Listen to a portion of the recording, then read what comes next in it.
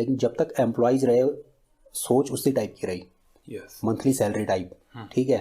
मतलब वर्क पे फोकस कम रहता था, सैलरी पे फोकस थोड़ा कहीं ना कहीं रहता था कि यार पैकेज कितना बढ़ेगा, यार एप्रिसिएशन कितनी मिलेगी, यार ये चीज़ें कितनी मिलेगी। अभी ये चीज़ें फोकस बिल्कुल जीरो हो गई है। अभी जो कॉन्फिडेंस लेवल है वो इतना बूस्ट है कि अब चीज़ें सोच रहे हैं कि क्या और नया कर सकते हैं, क्लाइंट को क्या और हम अच्छा सा दे सकते हैं। जितना अच्छा देंगे ये चीज़ें अपने आप बढ़ेंगी।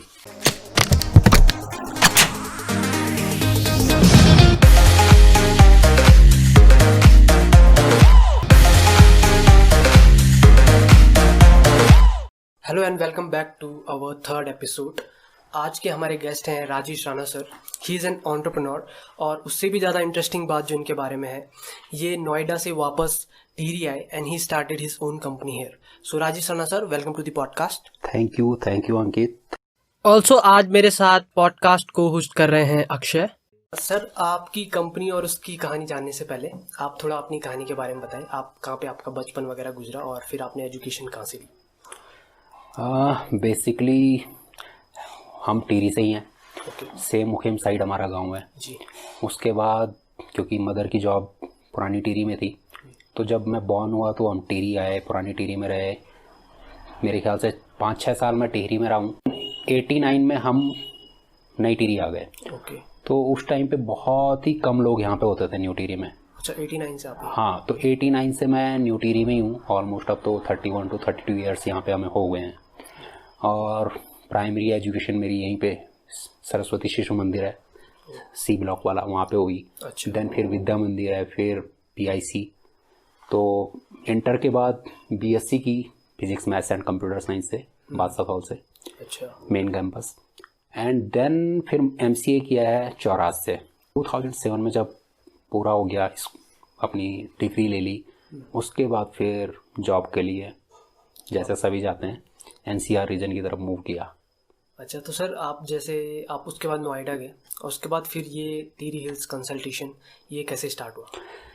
ये तो बहुत लेट में हुआ एक्चुअली। 2007 में जब मैंने बेसिकली लास्ट सेमेस्टर था मेरा इसका मास्टर्स का, उसमें हमें प्रोजेक्ट वर्क करना पड़ता है। तो प्रोजेक्ट वर्क के लिए हम ना यहीं जाते हैं, दिल्ली या बेंगलोर इस तरफ मूव करते हैं। जब प्रोजेक्ट वर्क के लिए हम इधर गए तो मैंने ना जॉब शुरू कर दी थी, जॉब सर्चिंग। प्रोजेक्ट तो साथ में कर ही रहे थे, लेकिन क्योंकि जैसे मिडिल क्लास फैमिली से आए थे, तो मिडिल क्लास का सबसे पहला मोटिव यही होता है कि यार जॉब करनी है, जितनी जल्दी अपने पैरों पर खड़े हो सकें वो शुरू कर लें हम अपना जीवन। तो जॉब सर्चिंग शुरू की, लेकिन साथ में थोड़ा सा बस मेरा एक लीक से हट के एक जो पॉइंट था वो ये था कि मुझे सॉफ्टवेयर की तरफ नहीं जाना था। भले ही इंटरेस्ट था, लैंग्वेजेस हमने सीखी उस टाइम पे जब पढ़ाई कर रहे थे, बट सॉफ्टवेयर की तरफ मेरा मूवमेंट थोड़ा कम था। मुझे ये था कि कुछ भी थोड़ा सा इंटरेस्टिंग सा हो जिसमें कि हर दिन कुछ नया करने को मिले। अच्छा। लकली उसी टाइम पे ये KPO है जो मेरी पुरानी कंपनी थी, एब्सोल्यूट डेटा, वो नॉलेज प्रोसेस आउटसोर्सिंग है, मार्केट रिसर्च एंड एनालिटिक्स में उनका काम है। तो लकली वहाँ से कॉल आई और मैं निकल गया। ऑफ कैंपस मेरा रिक्रूटमेंट उस टाइम पे हो गया, MCA फिनिश होने से पहले ही। अच्छा, खत्म नहीं हुआ था आपका? खत्म नहीं हुआ था, लेकिन जॉब लग गई थी ऑफ कैंपस। तो मैंने भी ज्वाइन कर ली। मुझे कुछ समझ नहीं आया कि किस फील्ड में मैं जा रहा हूँ, ठीक है। लेकिन मैंने जॉब भी नहीं थी हाथ में कुछ, मैंने कहा यार देख लेते हैं कैसा है क्या है, फिर नहीं तो चेंज कर लेंगे। मतलब हर 10 या 15 दिन के हमारे प्रोजेक्ट्स होते थे, उसमें वो एक प्रोजेक्ट खत्म होता था। बैंकिंग सेक्टर भी क्लाइंट है, कंसल्टिंग फर्म्स है, FMCG सेक्टर्स है, हर सेक्टर की नॉलेज भी आपको मिल रही है और डिफरेंट टाइप की चीज़ें हम कर रहे थे। डेटा के ऊपर हम काम कर रहे थे, तो कुछ ना कुछ नई चीज़ें बनानी पड़ रही थी, तो बड़ा इंटरेस्ट सा आया। उसके बाद क्या हुआ, 2008-9 की स्टोरी में तुम्हें सुनाता हूँ जी। लहमान ब्रदर्स थी, US के बैंक्स थे, वो रिसेशन आ गया, डूब गए, जॉब्स कम हो गई, सैलरी कट हुई, सब कुछ डाउन हो गया, पूरा आधा वर्ल्ड उस टाइम पे डाउन हुआ। लेकिन हमको उस टाइम पे इतनी अच्छी हाइक मिली क्योंकि हमारा जो प्रोफाइल था बड़ा अच्छा चल रहा था, काम अच्छा था। तो उस टाइम पे मुझे याद है, मेरे ख्याल से 70 to 75% हाइक मुझे सैलरी पे मिली थी। फर्स्ट हाइक जो मेरी थी बहुत अच्छी थी। रेसेशन के टाइम जब पूरा वर्ल्ड डाउन हो रहा था तो हमारा मार्केट अच्छा चल रहा था, तो इंटरेस्ट और ज़्यादा बढ़ गया। तो फिर तो उसी में घुसे। फिर तो कभी दोबारा कोई जॉब ही सर्च नहीं की मैंने। मुझे लगता नहीं मैंने कोई इंटरव्यू दिया उसके बाद कभी, जब यहाँ पे काम शुरू किया इस फील्ड में। अच्छा। तो वही है, अब तो बहुत अच्छा था। इंटरेस्टिंग था, बट जैसे प्राइवेट कल्चर में होता है थोड़ा सा ऑफिस पॉलिटिक्स, थोड़ा सा एनसीआर का वो बिजी लाइफ एंड काफ़ी मतलब हेक्टिक सा हो रहा था जी। फिर अप्रैल 2011 में शादी हुई। शादी के बाद लाइफ कुछ ज़्यादा हेक्टिक हो गई क्योंकि रिस्पॉन्सिबिलिटीज़ ऑफिस में भी बढ़ चुकी थी, पर्सनल लाइफ में भी बढ़ गई थी। काम रात रात को हो रहा था क्योंकि हम क्या है यूएस क्लाइंट्स के लिए काम कर रहे थे। अच्छा। तो इवनिंग शिफ्ट्स हमारी होती थी, इवनिंग 3:30 PM से 11 PM टाइप, लेकिन हमेशा लॉन्ग आवर्स वर्क हो रहा था। तो थोड़ा सा लगा कि लाइफ कुछ ज़्यादा बिजी हो गई है, पर्सनल तो जीरो हो गई थी जी। और प्रोफेशनल काफ़ी हैक्टिक सी हो गई थी, और उसके बाद सेटिस्फैक्शन लेवल बहुत डाउन हो गया था। हाँ। तो हर दिन यही लग रहा था यार ये जॉब अब छोड़ देता हूँ, दूसरी जॉब पकड़ता हूँ।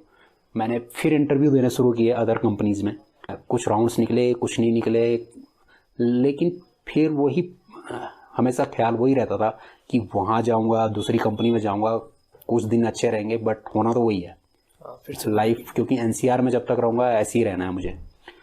तो दिल में ख्याल आया कि यार मैं अगर कुछ अपना शुरू करता हूँ कम से भी हो, क्योंकि ये चीज़ जिस काम को हम कर रहे थे मार्केट रिसर्च एंड एनालिटिक्स, ये काम मुझे लगा कि टिहरी में बैठ के भी हो सकता है अगर मुझे अच्छा इंटरनेट मिल जाए, क्योंकि बेसिक रिक्वायरमेंट्स ओनली नेट की थी। हाँ। तो फिर जब शुरुआत की तो मैंने मतलब आइडिया कुछ भी नहीं था कि कैसे करूं। प्लान तो था कि करना है, हाँ। बट ये पता नहीं अब कैसे करना है। ठीक है, चीज़ें भी आती है, तो मैं कुछ नहीं करता था उस टाइम पे। मैं अपने हमारे कुछ पब्लिक फोरम्स होते थे उस टूल के जिसमें हम काम कर रहे थे, मैंने वहाँ पे क्लाइंट्स को, जो यूज़र्स आते थे वो अपनी क्वेरी लेके आते थे, तो मैं उन्हें फ्री ऑफ कॉस्ट हेल्प कर रहा था उनकी क्वेरीज़ पे, उनके इश्यूज़ पे। कई बार केवल बता रहे थे कि यार इसको ऐसे कर दो, कई बार हमने क्या किया, मैंने फ्री ऑफ कॉस्ट उन्हें पूरी प्रोग्रामिंग दे दी उस पर्टिकुलर चीज़ की। तो वहीं एक क्लाइंट मुझे थोड़ा सा टकराया और धीरे धीरे देखा उसे बड़ा काम समझ में आ गया। तो एक क्लाइंट तो इस तरह से बना, बहुत ही छोटा सा क्लाइंट था, मतलब कि आपका फर्स्ट क्लाइंट था। हाँ वो फर्स्ट था, लेकिन एक रेगुलर क्लाइंट जो आज तक चल रहा है उसकी कहानी थोड़ा और अलग है। अच्छा।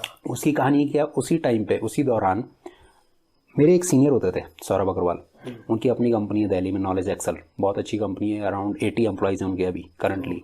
ठीक है, तो वो सीनियर भी थे, उन्होंने ही मुझे एक्चुअली काम सिखाया है पुरानी कंपनी। वो बहुत ही जेन्युइन और बहुत ही मस्त बंदे हैं, सबकी हेल्प करते हैं, मतलब नेचर ही अलग है। अच्छा। तो उन्होंने मुझे काम भी सिखाया था जब थे हम। उसके बाद उन्होंने अपनी कंपनी स्टार्ट कर चुके थे वो, और क्योंकि उन्हें पता लग गया था कि हम जॉब ढूंढ रहे हैं, परेशान है उस कंपनी में या अपनी ऑफिस पॉलिटिक्स से, तो उन्हें दिख गया था हम 3-4 बंदे थे इस टाइप के जो जॉब ढूंढ रहे थे और अच्छे थे, तो हमको ना जॉब रिकमेंड करते रहते थे कि यार ये जॉब आई है, तुम यहाँ कर लो, यहाँ कर लो। तो उस टाइम पे उन्होंने एक जॉब रिकमेंड की जो कि इंडिया की नहीं थी, वो यूएस की थी।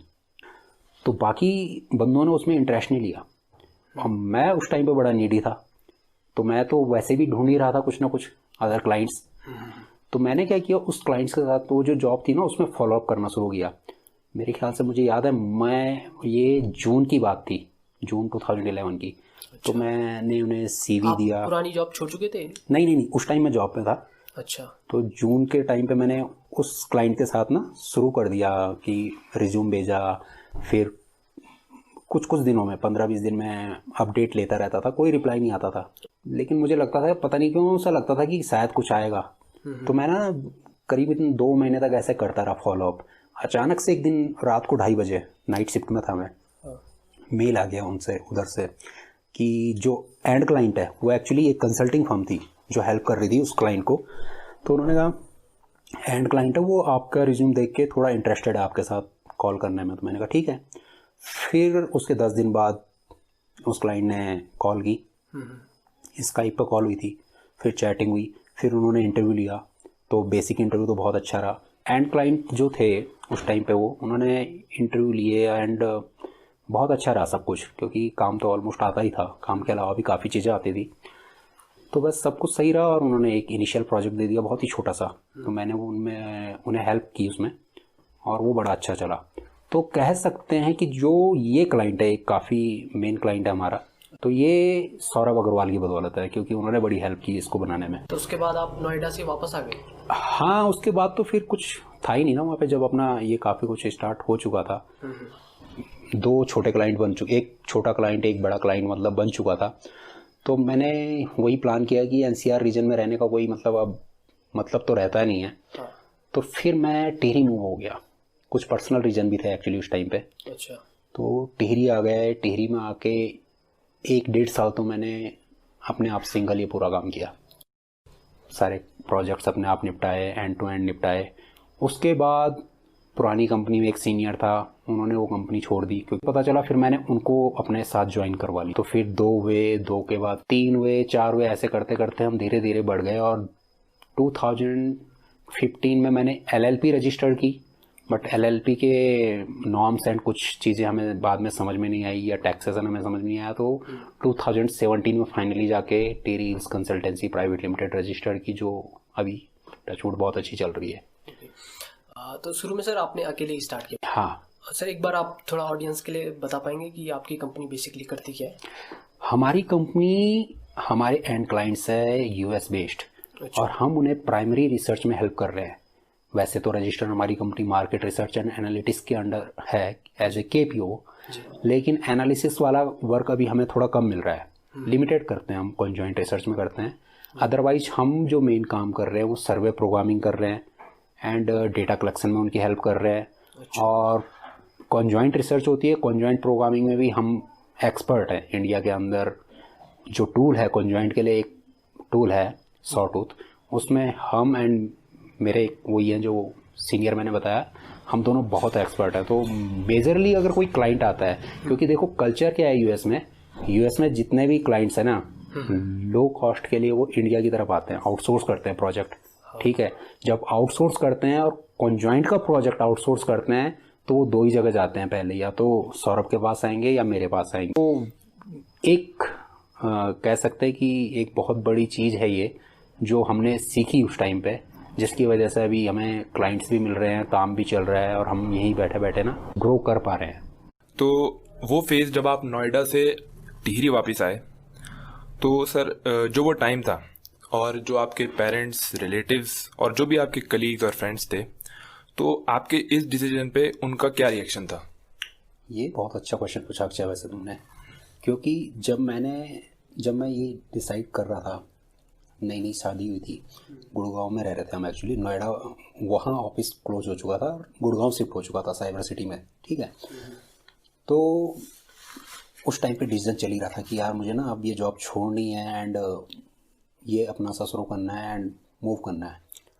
तो वाइफ ने तो खैर सपोर्ट ही किया, लेकिन घर से थोड़ा सा ये रहा कि ये जॉब रहेगी नहीं रहेगी, फ्रीलांसिंग है, कितने दिन काम देते हैं नहीं देते हैं, फिर उसके बाद क्या करोगे।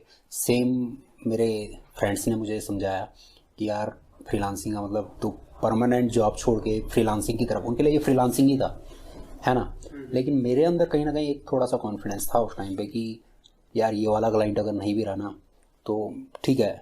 मैंने जैसे बताया 3 महीने 4 महीने में हो सकता है कि एक बार क्लाइंट आए, मुझे इतना अमाउंट दे, शायद मैं इतना कमा लूँ, फिर मैं 3 महीने काम ना करूँ, उस 3 महीने को मैं यूटिलाइज करके कुछ और करूँगा, और क्या पता चौथे महीने में काम निकाल लूँ।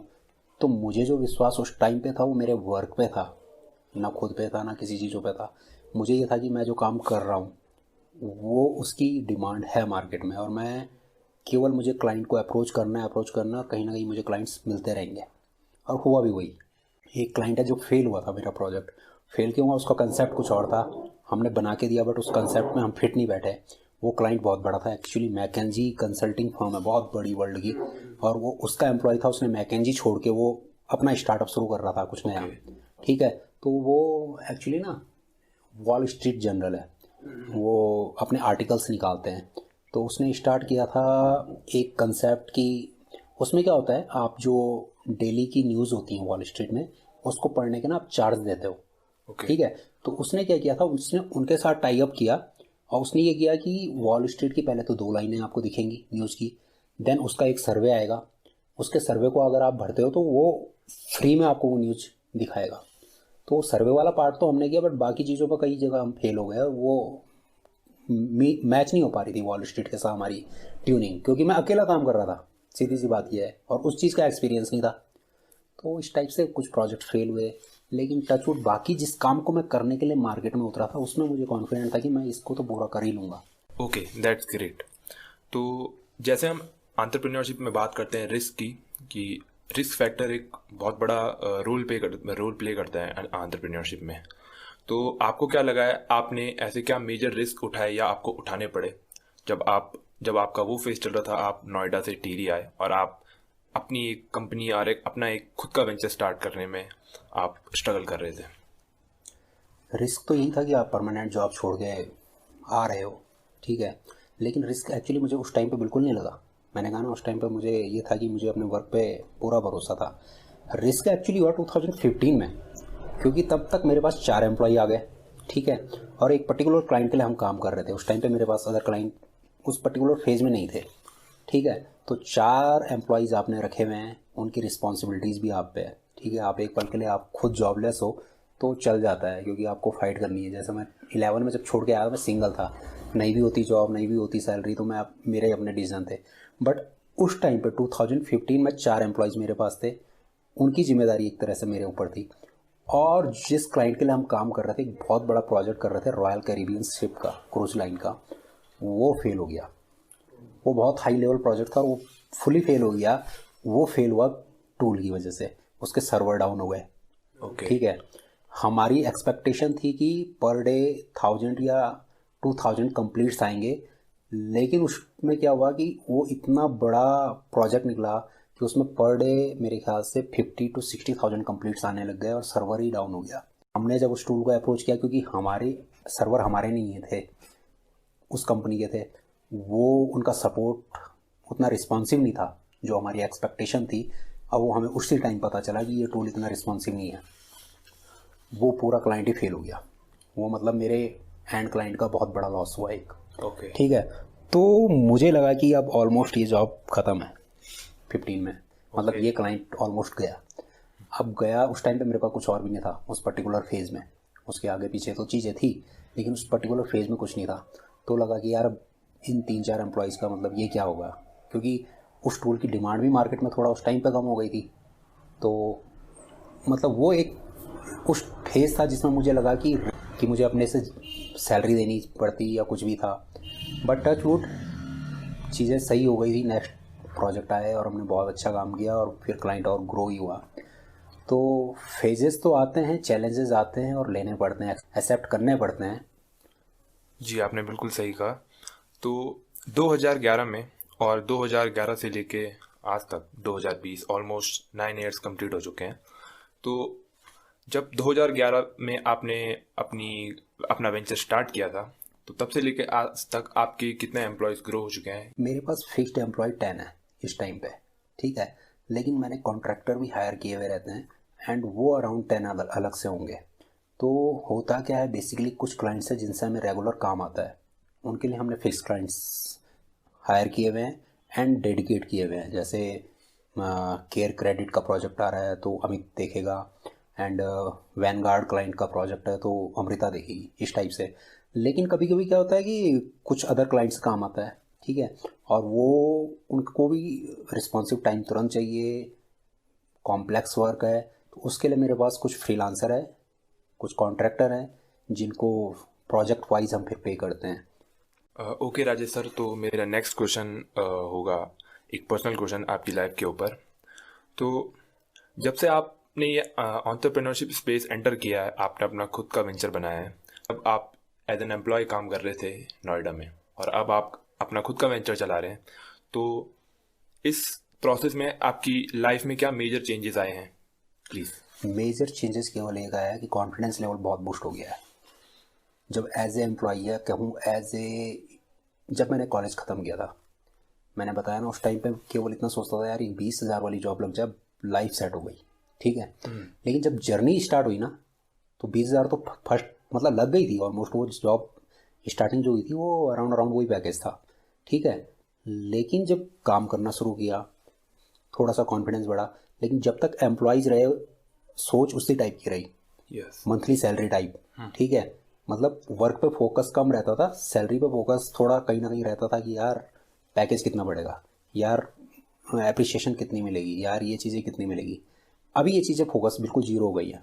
अभी जो कॉन्फिडेंस लेवल है वो इतना बूस्ट है कि अब चीज़ें सोच रहे हैं कि क्या और नया कर सकते हैं, क्लाइंट को क्या और हम अच्छा सा दे सकते हैं। जितना अच्छा देंगे ये चीज़ें अपने आप बढ़ेंगी, एप्रिसिएशन भी अपने आप बढ़ेंगी, पैसे भी अपने आप बढ़ेंगे। तो सारी की सारी चीज़ें ना उस पर डिपेंड है, क्रिएटिविटी पे। तो और वो क्रिएटिविटी कब आएगी, जितनी लर्निंग हम ज़्यादा करेंगे उससे कॉन्फिडेंस बढ़ रहा है। तो चीज़ें बस जो चेंज हुई है उस टाइम में और आज के टाइम में, कॉन्फिडेंस लेवल बहुत अच्छा हो चुका है और उसकी हेल्प पर्सनैलिटी डेवलपमेंट में मिल रही है, मीन्स कि अदर देन वर्क। ओके, तो जैसे हम देख रहे हैं राजेश सर कि उत्तराखंड जब से फॉर्म हुआ है अराउंड 2001 से अब तक एक survey report the times newspaper ने निकाली है कि ऑलमोस्ट उत्तराखंड के 700 गांव से लोग माइग्रेट कर चुके हैं राइट दूसरी जगहों को। और अभी भी ये जो माइग्रेशन का रेट है वो बढ़ता जा रहा है, बढ़ता जा रहा है। और हम अभी आप एक प्राइम एग्जांपल हो रिवर्स माइग्रेशन के। तो आप क्या सोचते हो, आपका क्या कहना है कि ये आपने जो अपना वेंचर स्टार्ट किया है, आप एंटरप्रेन्योरशिप स्पेस में जा चुके हैं, तो इससे उत्तराखंड के माइग्रेशन में रिवर्स माइग्रेशन में क्या हेल्प हो सकती है? देखो, अपने लेवल पे तो मैं हूँ या मेरे जैसे कई लोग हैं जो कि कोशिश कर रहे हैं, ठीक है। मैंने एम्प्लॉयज़ हायर किए हैं, मोस्टली लोकल हैं, टिहरी के ही हैं। तो प्लान तभी रुकेगा जब आप रोज़गार यहाँ पे दोगे। पहाड़ों में अगर रोज़गार मिल जाएगा तो मुझे लगता है 90% पलायन तो वैसे ही रुकेगा। बाकी थोड़ा बहुत एजुकेशन एंड मेडिकल फैसिलिटीज़ हैं जिनके लिए हम नीचे की तरफ मूव कर रहे हैं, वो चीज़ें भी ऑब्वियसली जब यहाँ पे हमारी अर्निंग्स अच्छी हो जाएंगी तो यही सेटअप हो जाएंगी चीज़ें वक्त के साथ। लेकिन जो मुझे लगता है मेन चीज़ है एम्प्लॉयमेंट, सरकार को इसकी तरफ फोकस करना चाहिए। और एम्प्लॉयमेंट के लिए मुझे लगता है बाकी इंडस्ट्रीज शायद से पहाड़ों की तरफ कम आए, क्योंकि वो डिपेंड है रॉ मटेरियल्स पे।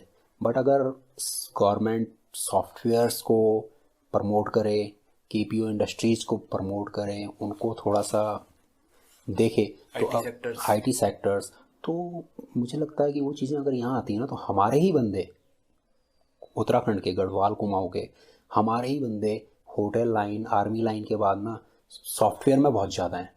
और मुझे लगता है 60 to 70% वापस बैक आ जाएंगे अगर उन्हें उससे थोड़ा सा कम सैलरी भी यहाँ मिले जी। क्योंकि ये आबो हवा कौन छोड़ना चाहेगा, मैं तो इसी के लिए वापस आया हूँ। गवर्नमेंट को थोड़ा सा इसकी तरफ सीरियस होना चाहिए।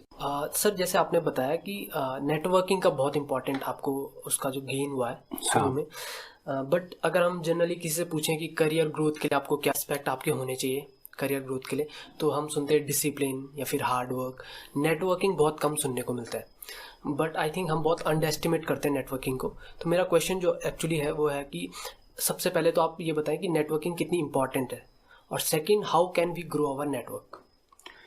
नेटवर्किंग अगर बिजनेस आपको ग्रो करना है मेरे ख्याल से सबसे ज़्यादा ज़रूरी है, क्योंकि रिकमेंडेशंस तो चाहिए। वो आपका क्लाइंट आपको रिकमेंड करे अदर्स क्लाइंट को, या आपके फ्रेंड करे, रिलेटिव करे, कोई भी करे, लेकिन नेटवर्किंग तो आपको ना फुल मतलब बिजनेस ग्रो करना है तो चाहिए पड़ेगी। अब नेटवर्किंग ग्रो करने के लिए कईयों के पास तो देखो क्या कहते हैं, जान पहचान है ऑलरेडी बनी हुई। जैसे सौरभ है, उनका अगर एग्जांपल लूँ तो वो बिजनेस क्लास फैमिली से ही आते थे, उनके पास फ्रेंड्स भी अच्छे थे एंड क्या कहते हैं रिलेटिव्स भी अच्छे थे। लेकिन मैंने ये नहीं कहूँगा कि उन्होंने उसके बल पे ग्रो किया, उससे हेल्प मिली, लेकिन जो मेन उन्होंने ग्रो किया वो उनका काम ही था। क्योंकि एक बार जो क्लाइंट उनके पास आया, काम की क्वालिटी इतनी अच्छी है कि वो क्लाइंट तो आएगा ही अपने नेक्स्ट प्रोजेक्ट के लिए, लेकिन उसके जो फ्रेंड्स होंगे क्लाइंट के वो उन्हें भी रिकमेंड करेगा। अच्छा, तो वो चीज़ मैंने उनसे सीखी कि फोकस किस पे रखना है, फोकस केवल वर्क पे रखना है, बाकी चीज़ें ठीक है थोड़ा स्लो चलेंगी। मेरे केस में यही हुआ कि हम यहाँ आए, थोड़ा सा मिडिल क्लास फैमिली से, तो इतना अच्छा बैकग्राउंड नहीं था, लेकिन क्या हुआ आज भी टचवुड यही होता है कि किसी क्लाइंट के लिए एक बार काम करते हैं तो वो अगर उस पर्टिकुलर टाइप का काम अगर करना चाह रहा है फ्यूचर में तो वो मेरे पास एक बार ज़रूर आएगा, मेरी कॉस्ट लेगा, और अपने 2-3 जो उसके नेटवर्क में क्लाइंट्स हैं उनको भी बताएगा कि यार ये वाला काम है, उनसे करवा लो, टिहरी हिल्स से करा लो। तो अगर मैं तुम्हें मेल्स दिखाऊंगा ना तो मेरे बोस्टन वाले जो क्लाइंट्स हैं दे रिकमेंड टिहरी हिल्स। तो टिहरी हिल्स एक ब्रांड नेम उनके बीच में बन चुका है, भले ही छोटे क्लाइंट्स हैं बट वो हमको रेकमेंड भी करते हैं और वो हमको टिहरी हिल्स के नाम से बुलाते हैं। वो ना राजेश राणा बोलेंगे ना कुछ और बोलेंगे, बट टिहरी हिल्स बोलते हैं। तो टिहरी उनकी जुबान पे चढ़ गया है कि हाँ यार टिहरी हिल्स से काम कराना है या इससे काम कराना है, तो वो रेकमेंड करते हैं। सर आपने आपकी जो स्टोरी है उसमें आप बिजनेस किसी बैकग्राउंड से नहीं है, राइट। फिर आपने ये सब स्टार्ट किया। अगर आज आपके पास मतलब कोई 18 या 19 साल का कोई बच्चा आता है, वो बोलता है मेरे को अपना स्टार्टअप करना है, उनके लिए आपकी क्या एडवाइस होगी? एडवाइस देखो ये है कि मैं जब 18-19 साल का खुद था जी, उस टाइम पे मैं खुद सोचता था, क्योंकि हम आते हैं मिडिल क्लास फैमिली से आ रहे हैं, मोस्टली फैमिली में गवर्नमेंट एम्प्लॉयज़ हैं, जो भी है मदर है या चाचा जी हैं, तो सबका पहले से यही जैसे टिपिकली होता ही है हमारे पहाड़ों में कि यार तू पढ़ाई कर ले, टीचर बन जा, बीएड कर ले। मेरी फैमिली का थोड़ा सा ज़्यादा था, वो कहते थे तो डॉक्टरेट कर ले, प्रोफेसर बन जाना, ये इस टाइप से।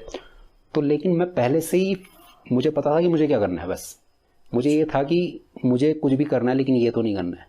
तो मैं उन्हें हमेशा मना ही करता था कि मुझे सरकारी नौकरी नहीं करनी, मेरे से नहीं होगी। ठीक है, मैं वो वाला कल्चर जो होता है ना, वो वाली ऑफिस पॉलिटिक्स एक जो होती है वहाँ पे, मतलब मुझे लगता है कि काम में थोड़ा कम फोकस और बाकी चीज़ें बहुत चाहिए, घुमाना फिराना और ये चीज़ें। मुझे लगता था मुझे ये आती नहीं है ना मैं कर पाऊँगा, तो मुझे पता था मैं ये चीज़ नहीं कर पाऊँगा। एजुकेशन वाले में क्या प्रोफेसर और ये सब कुछ है, बहुत अच्छा है, आप पढ़ा रहे हो किसी को, बहुत अच्छी चीज़ है वो, लेकिन मुझे लगता था कि यार मैं उस वाली चीज़ में भी नहीं कर पाऊँगा, क्योंकि उसमें क्रिएटिविटी मुझे थोड़ा कम लगती थी। रिसर्च कर रहे हो आप, ये जो भी है ठीक है, टचवुड है, बट वो आप तक ही सीमित है। तो मैं चाहता था उस टाइम पे ही कुछ ही मुझे क्रिएटिव करना है, कुछ करना है, कुछ करना है, बस ये रहता था। मुझे ये नहीं पता था क्या करना है। बाकी कुछ चीज़ें ऐसी बनती गई और कुछ मैं करता गया। तो बाय गॉड ग्रेस चीज़ें हो गई और जब काम शुरू किया वो चल भी पड़ा है। तो जो यंग जनरेशन है मैं उन्हें यही कहूँगा कि एक तो आप अपने दिल से ना जो भी काम करो ऑनेस्टी के साथ करो।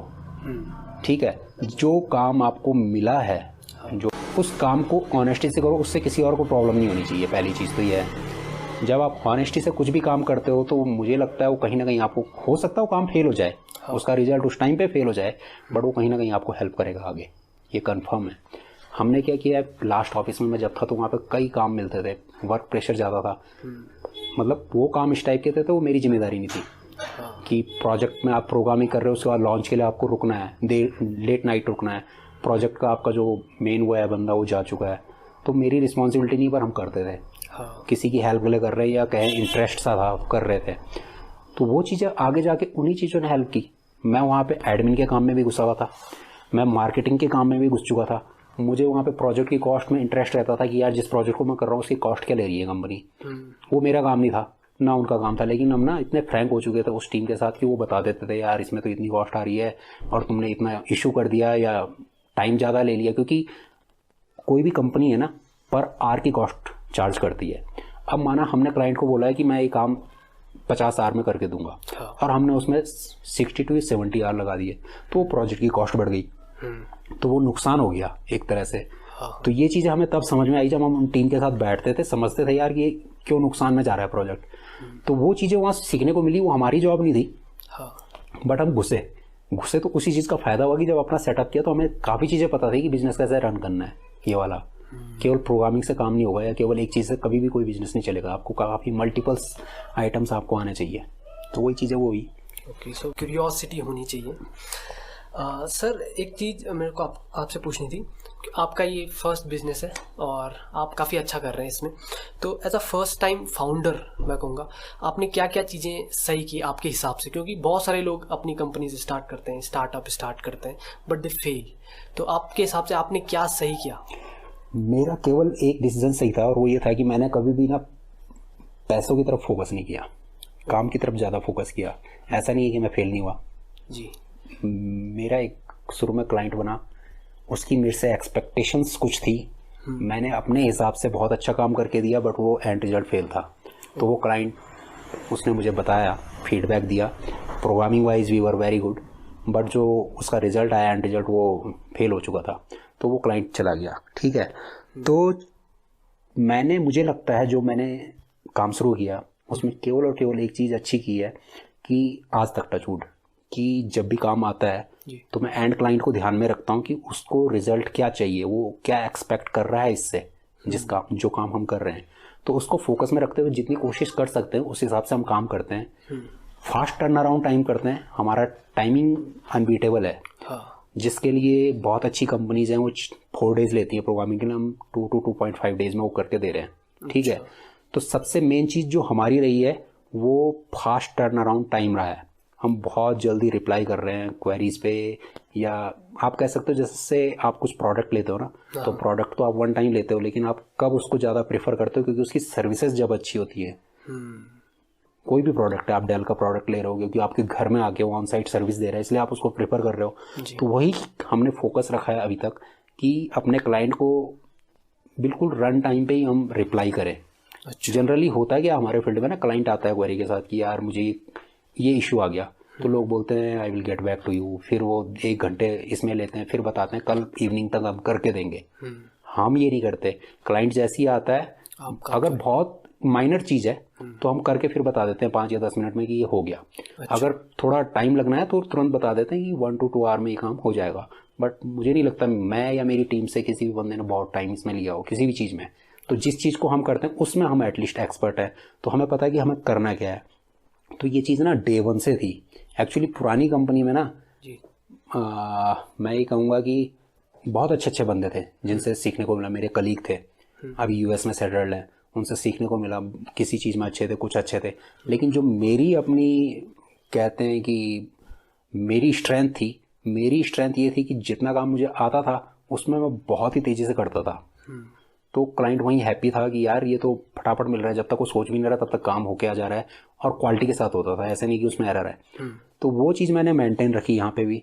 तो ये क्लाइंट जब आया, जो मेरा मेन क्लाइंट है, तो वही है कि उसने प्रोजेक्ट दिया और मैंने उसे फटाफट, क्योंकि मैं अकेला था उस टाइम पे शुरू में, तो फटाफट निपटा दिया और टाइमिंग पे दे दिया। क्योंकि सिंगल बंदे को इतनी जल्दी टाइमिंग देना, उन्होंने लगा कि यार कंपनी नहीं दे पा रही है, बट ये सिंगल इतना अच्छा वो दे रहा है, आउटपुट दे रहा है। इवन उन्हें शुरू में लगा कि हम टीम है 3-4 बंदों की। तो उन्होंने पूछा कि यार तुम कैसे काम कर रहे हो, कितने लोग हो? तो मैंने बताया मैं तो सिंगल हूँ अभी, तो मुझे ये सभी कुछ आता है।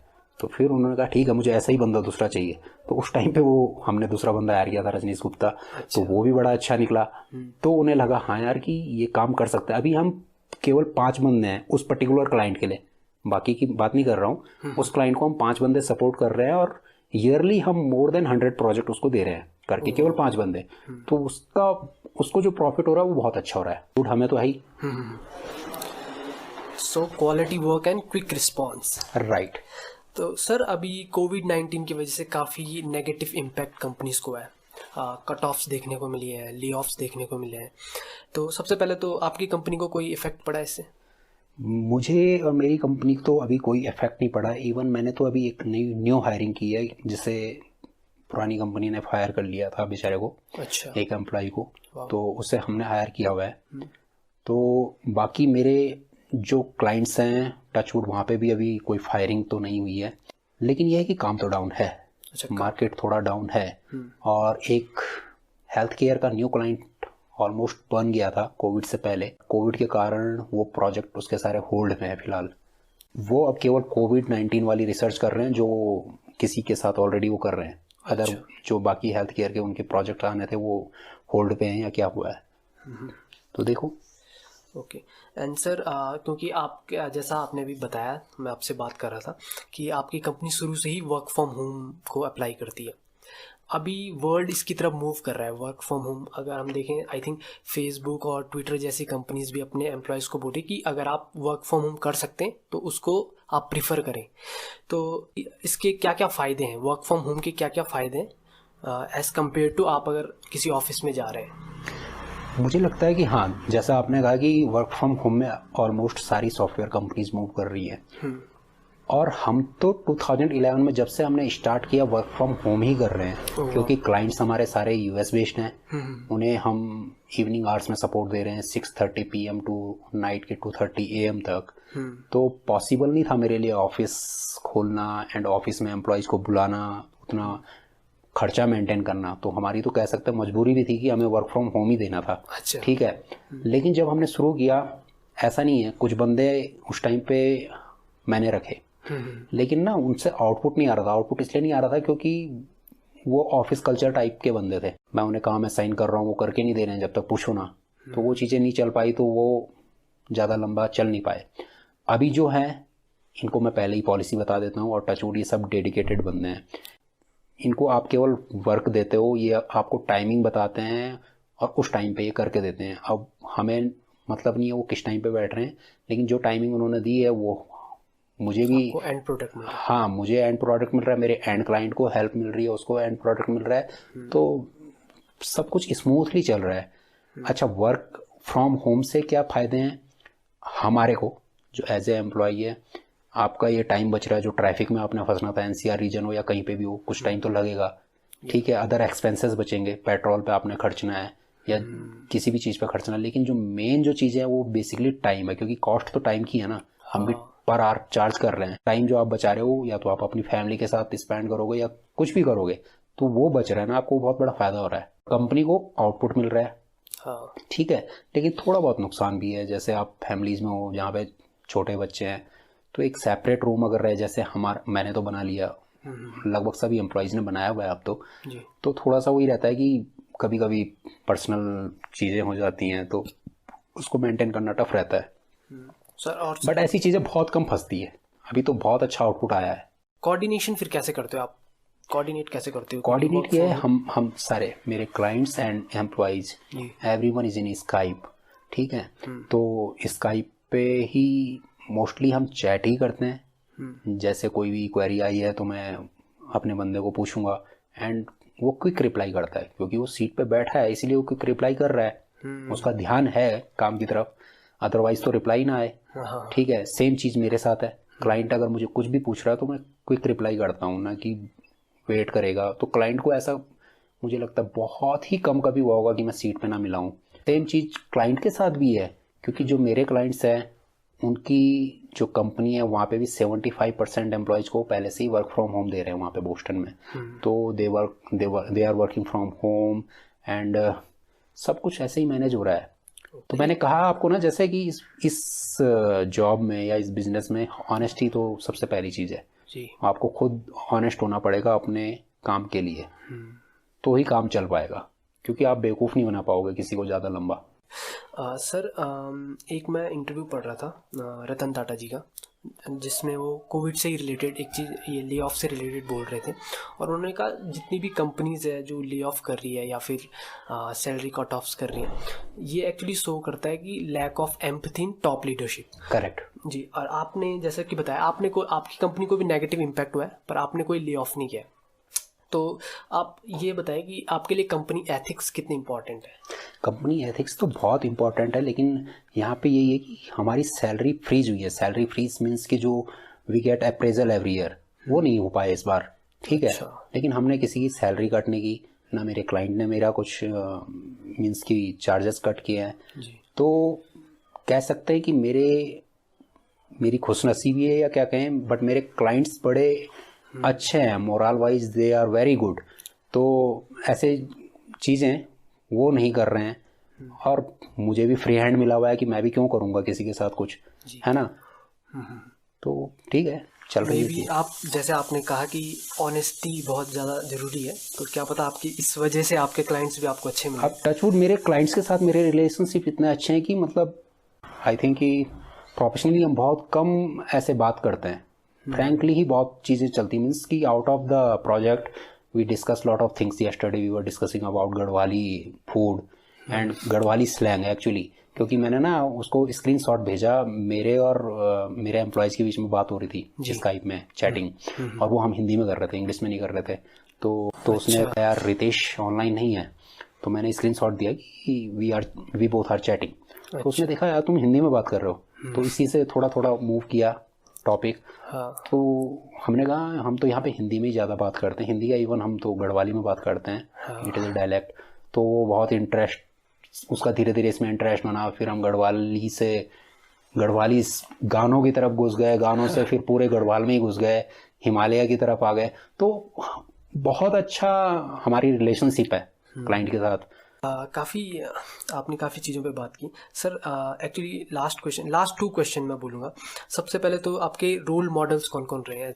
मेरे रोल मॉडल देखो, मैं जब एमसीए कर रहा था ना, तो उस टाइम पे प्रेसिडेंट होते थे डॉक्टर एपीजे अब्दुल कलाम जी। हाँ। और वो आए थे श्रीनगर चौरास में आए थे, जहाँ मैं पढ़ रहा था। तो मतलब वैसे तो पहले से ही हम उनको काफ़ी मानते थे, बट उस टाइम पे जो पूरी एक वो माहौल सा हो गया था श्रीनगर का। अच्छा। क्योंकि हर तरफ उन्हीं के चर्चे हो रहे हैं, उन्हीं की बातें हो रही है, उन्हीं की पुरानी चीज़ें हो रही है। तो मैंने ना वो ली भी है, उनकी वो बुक बायोग्राफी, ऑटोबायोग्राफी मेरे पास पढ़ी है। अच्छा। डॉक्टर अब्दुल कलाम जी की। तो एक तो वही होते हैं, दूसरा मेरा सिंगिंग एक पैशन रहा है। पहले हम काफ़ी मतलब एज ए हॉबी का या कुछ है कि हम मतलब गाने सुनते हैं, जैसे सभी सुनते हैं, ऐसा रहता था। तो मुझे ना AR रहमान साहब बड़े पसंद आते हैं, क्योंकि उन्होंने जो अपना पूरा मुकाम है अपने बल पे इंडस्ट्री में पाया है, चाहे वो साउथ की इंडस्ट्री हो या बॉलीवुड हो। रोल मॉडल्स काफ़ी रहे हैं, पुराने भी और नए भी, लेकिन अभी जो करंटली मैं जिनसे ज़्यादा इंस्पायर हूँ, ये 2 बंदे हैं जिन्होंने एक्चुअली अपनी मंजिल खुद बनाई है। ओके। तो सर लास्ट क्वेश्चन, आप क्योंकि अपनी कंपनी को कम से कम आई थिंक 6-7 साल से भी ज़्यादा हो गए हैं लीड कर रहे हैं, तो एज एन लीडर आपकी क्या क्या लर्निंग्स रही हैं, और आप एज ए लीडर क्या एडवाइस देंगे यंग जनरेशन को? देखो, एज ए लीडर मैं पिछले 9 साल से ही काम कर रहा हूँ, तो मैं तो हमेशा यही कहूँगा कि पैसों की तरफ फोकस कम रखो। मतलब मेरी तो राय सबके लिए, अपने एम्प्लॉयज़ को भी मैं ये बताता हूँ कि उनमें से 1-2, सब तो नहीं, 1-2 ईयरली पूछते हैं कि सर पैकेज कितना बढ़ेगा, कब बढ़ेगा। तो मैं उन्हें भी समझाता हूँ कि लास्ट टाइम 2010 में मेरा एक अप्रेजल हुआ था। एक्चुअली उस साल 2010 में अप्रेजल कुछ डाउन से हुए, ठीक है, उस कंपनी में। तो सब अंदर जा रहे थे रूम में, और हमारे प्रोजेक्ट मैनेजर साहब ने वहाँ पे ना 2 चीज़ें होती थी। सबसे पहले आपको आपकी रेटिंग बताते हैं आउट ऑफ 5, ठीक है, वो कुछ भी हो सकती है, 1, 1.5, 2, 2.5, इस टाइप से। तो जो आपकी रेटिंग होगी उसी टाइप से आपका ना परसेंटेज बढ़ता है अप्रेजल में। अच्छा। ठीक है। तो मुझे ना बड़ा ये रहता था कि रेटिंग अच्छी होनी जरूरी है, ठीक है, अप्रेजल के लिए नहीं, वर्क के लिए, क्योंकि वही आपका फीडबैक है कि आपने कैसा काम किया। हाँ। तो जब मैं अंदर गया तो मुझे 4 रेटिंग मिली। मैं बहुत खुश हो गया, क्योंकि 4 बहुत कम को मिलती है। मतलब मैं बहुत से भी बहुत ज़्यादा खुश था कि मुझे 4 रेटिंग मिली है। उसके 2 दिन बाद आपको ये बताते हैं कि आपकी सैलरी कितनी बढ़ी है। वो थे मजूमदार सर, थे हमारे, बंगाली थे। तो वो बैठे हुए थे, बंदे जा रहे थे अंदर, और ना पैकेज उस साल बढ़ा ही नहीं था, मतलब सभी का कम हो रहा था, हाइक। तो अंदर जाके लोग बाहर आ रहे थे, बाहर बड़े फ्रस्ट्रेट से हो रहे थे। 1-2 ने तो उनके सामने ही कुछ इस टाइप से बोल दिया। अच्छा। कि पैकेज क्योंकि नहीं थे। तो जब मैं अंदर गया तो उन्होंने पहला क्वेश्चन पूछा कि व्हाट डू यू एक्सपेक्ट। तो मैंने कहा मुझे जो एक्सपेक्ट था वो तो मिल गया। उन्हें लगा ये ताना मार रहा है कहते कि तुझे क्या मिल गया। मैंने कहा मुझे केवल मेरी रेटिंग पे एक्सपेक्टेशन थी कि इतनी होनी चाहिए, वो मुझे मिल चुकी है। I don't know about package now, कि आप कितना इंक्रीमेंट करोगे, क्या करोगे। तो ही सेड यार तू जरूर कुछ करेगा अब आगे। तो ठीक है, थोड़ा बहुत हाइक हुआ था, बट वो मेरे लिए मैटर ही नहीं करता था। मुझे ना उस टाइम पे वो चीज़ थी कि जो मेरा काम था वो अप्रिशिएट होना जरूरी है। ठीक है, पैसे तो मार्केट के कंपैरिजन में, मतलब जो उस टाइम मार्केट चल रही है ऑब्वियसली उसके हिसाब से वो बंदा जो भी होगा वो देगा। सेम चीज़ यहाँ होती है। क्लाइंट के पास हम जाते हैं तो कभी कभी क्या होता है ना, कुछ बहुत टफ प्रोजेक्ट होते हैं, ठीक है, हम उस पर काम कर रहे हैं, लेकिन चार्जेस ना क्योंकि पहले कोट कर देते हैं हम इतने चार्ज लेंगे, वो आउट ऑफ स्कोप निकल जाता है प्रोजेक्ट, उतने चार्ज नहीं मिलते हैं। कभी कभी क्लाइंट बढ़ा देता है, कभी कभी क्लाइंट का बजट ही नहीं होता है, क्योंकि अभी ना कॉस्ट कटिंग बहुत चल रही है, स्पेशली कोविड के टाइम पे। तो क्लाइंट नहीं बढ़ा पाता तो वो भी हम करते हैं, क्योंकि आधे में तो प्रोजेक्ट छोड़ नहीं सकते, तो हम पूरा काम करते हैं। कभी कभी क्या होता है, बहुत ही सिंपल सा प्रोजेक्ट है और कॉस्ट बहुत अच्छी मिल जाती है, दोनों चीज़ें चलती रहती है। तो मेन चीज़ जिससे हमें सेटिस्फैक्शन मिलता है वो एक्चुअली वर्क है, कि हम अगर अच्छा वर्क दे पा रहे हैं और क्लाइंट उससे सेटिस्फाइड है, अप्रिशिएट कर रहा है हमारे काम को, तो पैसे ठीक है, पैसे अपने आप आएंगे। वही मेरे यंग जनरेशन के लिए भी क्या कहते हैं मैसेज है, कि जब हम कॉलेज में, जब मैं था ना, तो मैं ज़्यादा नहीं सोचता था। एमसीए टाइम में मैं सोचता था यार दिल्ली जाके ना एक 20-22 हज़ार पर मंथ वाली जॉब लग गई, बहुत कूल है, बहुत अच्छा है, ठीक है। लेकिन जब जॉब लगती है ना, एक्चुअली पैसा हम पे डिपेंड है, पैसे पे वो नहीं है कुछ कि यार इतने की जॉब मिल गई, वो मिलेगी नहीं मिलेगी वो पता नहीं है। लेकिन अभी मैं देख रहा हूँ कि अगर हम काम बहुत अच्छा कर रहे हैं तो पैसे अपने आप इंक्रीज हो रहे हैं। काम पे क्योंकि focus। काम पे फोकस है। शुरुआत में बहुत मतलब बहुत ही सस्ते रेट पे भी हमने काम किया कुछ क्लाइंट्स के लिए। आज वो बहुत अच्छा काम दे रहे हैं, क्योंकि वो शुरू में उन्होंने छोटी सी क्वेरी के साथ हमारे पास आया कि यार ये कर दो, हमने वो कर दिया, चार्ज भी बहुत कम से लिए। लेकिन उसके बाद वो फुल स्केल प्रोजेक्ट के लिए आ गए, वो बड़ा अच्छा बजट आ गया, धीरे धीरे बढ़ रहे हैं।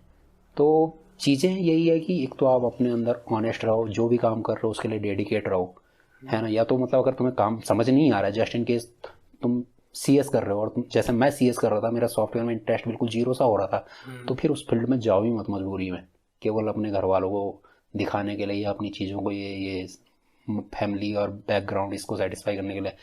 जिसमें इंटरेस्ट आ रहा है ना, जो भी चीज़ है उसको करते रहो।